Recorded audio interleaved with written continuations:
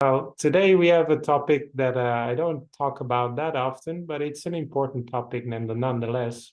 It's the topic of blessings. Now, we might be thinking of the blessings that the monks give to us when we are going to the temple, but a blessing can, of course, have many meanings. This, for example, is an Irish blessing, and and maybe you think, well, that isn't that just internet nonsense? But it's actually real. I checked. It's actually historical. So this one is, may your troubles be less and your blessings be more, and nothing but happiness comes through your door. So maybe you are wondering, what is a blessing? Well, a blessing can be, of course, can be the intention to bestow any kind of good upon somebody, and it's usually in speech or in writing, but it could, of course, also be a verbal blessing. It doesn't have to be religious. Many people give blessings that are not specifically connected with any religious context. And of course, we also give each other blessings on all sorts of occasions. For example, when somebody is having a child, or when people are getting married, or and so on. And even just a daily greeting like good afternoon or good night or goodbye. And this is how important blessings are, even in our daily conversations. But we don't often think about it like that. Blessings can sometimes be something that we do so quick and so not always with mindfulness, which is a shame, because blessings can be very meaningful in life. We also sometimes use the word blessings to indicate that something good is going on in our lives, that we have been given something good, or that our lives are good, or that we have been given a grace by a higher intelligence or something like that. But that is a different meaning. So I already mentioned that blessings, we give them at special occasions, and usually we tend to be a bit more mindful of them then. We think maybe a little bit more about the words that we're saying. But maybe you wonder, well, those blessings are all very interesting, but is there any truth in them, right? Is there any meaning to it, giving all these blessings, apart from just being a kindness? Well, maybe some example can help to illustrate this question. So, for example, there is the custom of giving blessings during Songkran. Do you know Songkran? It's a tradition in Southeast Asia, including Thailand, where the New Year is celebrated around the period of April.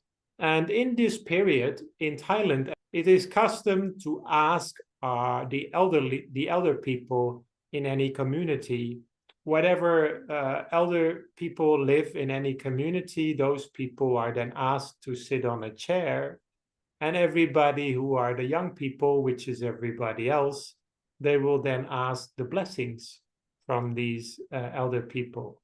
And they will do so by first asking those elder people for forgiveness.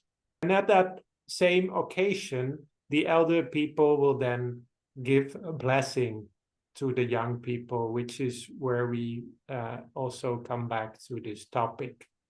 And in this moment, it is seen as something very valuable, and is seen as something that can be very powerful, especially if those people are people to whom we are morally indebted. So here you can see a real life picture of the same ceremony, where young people are asking the blessings of their elders by pouring water on their hands. So maybe you wonder, is there any truth in this, right? I already asked this question just now. Well, maybe you can call it the secret behind the secret. Maybe you've heard of this book. I think it's still read a lot. And I saw that in the section of spirituality, it still had the book, The Secret, sitting there as though it had just been published. So it's a very influential book. And it talks about that sometimes the key in finding happiness and prosperity in life is just You have to wish it, and you have to wish it regularly and preferably also visually. Now, this is an interesting topic, but it's not new. It's actually this idea originates from the New Thought movement, which was all the way back in the 19th century, and it came from Eastern philosophy, especially Hinduism, that say that our thoughts determine our destination in life. But that is not exactly what Buddhism teaches. So there's a passage in the Buddhist texts where there is one man who continually seems to say all sorts of things to himself, and is continually trying to visualize or trying to wish for something. And the Buddha actually criticizes that practice and says that it's not useful to do so, because everything we'd like to accomplish in life, we also need to create the cause for that. That doesn't mean that the Buddha was against all sorts of prayer, but in Buddhism, we believe our thoughts can affect the world around us only when we feed it with good deeds. But if you don't have any fuel for the motor, you won't be able to go anywhere. So the fuel, according to Buddhism, is the power of karma or merit, meaning the power of good deeds, the things that we do good, the generosity that we have done for others, or the meditation that we have practiced, which is also considered a good deed in Buddhism, or other kinds of goodness, the help that we have offered to others. And according to Buddhism, that kind of goodness is really feeding the secret. So whatever you like to accomplish in your life and you visualize it and you want to wish for something, okay, you can do that. But you have to remember there is a secret behind the secret, which is the good deeds, the good words, all the things that we have done in our daily lives. But we have to remember as well that in Buddhism, not every wish is considered worthwhile to wish for, according to Buddhism. You would have to maybe have a higher goal in the long run. So, okay, it's okay to want to strive for wealth and financial stability, but how are you going to use that wealth? Are you going to use it to help others, or are you just going to sit on it? Or are you going to share it with others? Are you going to practice charity? So there's three kinds of blessings that you could distinguish in Thai Buddhist tradition. First of all, the demon's blessing. This is to basically the worst kind of blessing. It's not really a blessing at all. You actually curse somebody. According to the law of karma in Buddhism, everything that we curse another person with, that thing will also come back to us. Then there is a fool's blessing. A fool's blessing is that you give a blessing to somebody and it's supposed to be something positive. But if you really look at it, it's not really that useful. A monk's blessing is then a good blessing coming from a good heart, and it meant to inspire people. And it's also meant you should give it to somebody who really wants that blessing. It should be to a person who is open to that blessing. Now, the idea of blessings, right? We already talked a little bit about the idea that there is a secret behind the secret, right? You carry some good energy with you that is been fed by the good deeds that you have done. And that good energy you then channel into your words, into your deeds.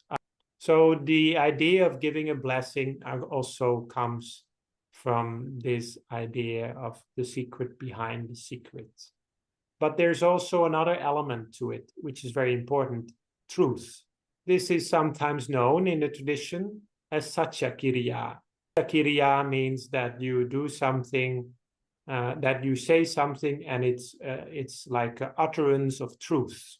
It's when you refer to something that has happened, that is true and that is powerful, then your words based on that truth will tend to lead to more truth. For example, you could give a blessing based on the truth of the awakening of the Buddha. Just like the Buddha was awakened by that truth, I also would like to give you wisdom. May you find a lot of wisdom, just like the Buddha did. Or by the truth of your own good deeds. You could also give a blessing based on your own good deeds, by the truth of those deeds. Or you could even refer to the good deeds of the recipient, the person that is listening to the blessing. You say, well, you did a lot of good today. Based on that goodness, based on the truth of that goodness, I give you this blessing. So we have the famous example of the Buddha on his eve of enlightenment, referring to the truth of his own good deeds, and in that way being able to scare off the Maras, if you remember from the story. Well, there is, for example, the blessing that we give, that the monks give. Every time they give a blessing after the meal, the monks will then say a blessing, and this is the text of that blessing. To him who practices respectful salutation, constantly respecting his elders, 4 things increase: age, beauty, happiness, and strength. Or in the Pali language, apiwa tannasi li sanicang buddha pachayino chattaro dhamma vatanti ayuvanno sukhang palang. This blessing that we give at the end of the meal refers to the goodness of the donors. So the people who have gone through the efforts of giving the meal, giving the food, we want to give something good back to them. So then we say, well, you've been so nice. You've been so respectful in giving this meal to us. So when I give the blessing after the meal to the people who've offered the food, I'm telling them, you have been so kind to give this food, and you have given me health and strength. I'm giving you all these things back. I'm giving you all the good things that you've also offered to me. Then there's the example of Angulimala. Angulimala is a monk in the time of the Buddha who used to be a bandit, used to be a robber. He did a lot of bad things. And then at the end, after he became a monk, he still had to suffer a lot because many people remembered all the bad things that he had done, and they didn't accept him as a monk. So whenever he walked somewhere in his monk's robes, people would sometimes throw stones at him. So the Buddha came up with a device, with a little trick to get him to be more accepted in the community. So the Buddha said to Angulimala, Angulimala, you should go and visit this person, so and so, who is living in this village, so and so, and this woman is about to have a baby, and this woman has problems with her childbirth, with giving birth, and you should go to her, and then you should say the words, since the time that I have been born, since I was born, I've never hurt anybody. And then Angulimala, he protested. He said, well, that's not true, sir. I have hurt a lot of people before I became a monk. And then the Buddha said, but not since you have been reborn. So since he was reborn as a monk, he had not hurt a fly. He had not hurt anybody. He was living a peaceful and kind life. This was a very huge turnaround for him. It was a big change. So the Buddha wanted to use this strength, the strength of this change, and the strength of his ability to live a non-violent life, and use that strength as a blessing for this woman who was about to give birth. So Angulimala did as he was asked, and went to the house of the woman, gave the blessing in the words that the Buddha recommended, and the woman was able to give birth safely. So the blessing is often given to any community which has women in it. In fact, you could even give the blessing to a man because he might have a wife that is pregnant. So it's like a blessing. So from these examples, you can kind of understand what it means to give some blessing based on a truth. So when Buddhist monks give a blessing, they will usually call upon the powers of the Buddha, his teaching, and his community. These we call the triple gem, the three jewels. So the Buddha, his teaching, and his community, that is what they will refer to. And that being a truth, being something good, they give the blessing. So blessings ought to be about things that help us to lead a good life in a wise way. Now, giving a blessing yourself, you don't need to be a monk or a nun to give a blessing. It's a kindness, and it's a very spiritual practice that everybody can do whenever there is a good occasion, or even when there is absolutely no occasion. You can give a blessing just because. And if you are giving a blessing to somebody who is maybe a lot younger than you, or maybe sees you as their mentor, you can also give some advice with the blessing. So to conclude for today, giving a blessing isn't just an empty custom, and we should spend more awareness. We should be more aware of it, be more mindful of it. Giving a blessing isn't just only a religious thing.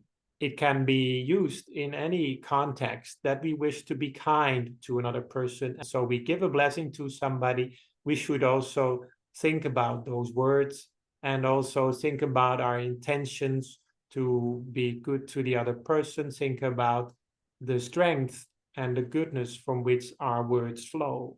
Giving a blessing is also a way to practice loving kindness. And this is all I'd like to share with you today. This is a nice Irish blessing that I hadn't mentioned yet. May your joys be as deep as the oceans, your troubles as light as its foam. May you find sweet peace of mind wherever you may roam. So with that, I'd like to end today's teaching.